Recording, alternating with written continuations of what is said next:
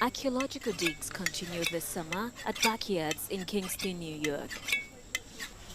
Though now a residential block, in 1750 this was a burial ground for people who were enslaved. In the last 3 summers, the remains of 27 people have been located. Also, I have somewhere to be. So where we're standing today is a site that was designated by the slave owners during the 1700s. During that time, enslaved Africans did not have the ability to choose where they wanted to be buried at.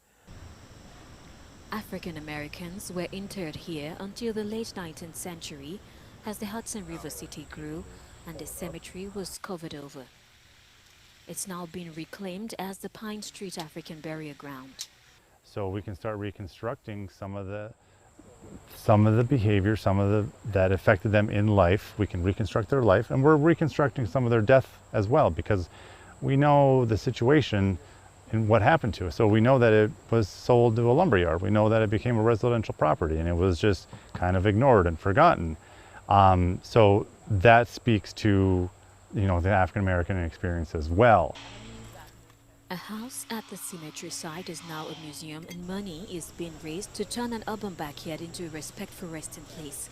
And while the names of people buried here may be lost, tests are planned on their remains to shed light on the lives and identify their descendants. If you can't lift it. So I don't like when people feel upset or forgotten, and that is what's happened here. So we gotta fix it. It's not clear how many people were buried in the cemetery of half an acre or more. Though Wilson thinks there could have been many more than 27. I ask that people pay attention to this and please do not just brush it off your shoulders and think that, it's just something in the past.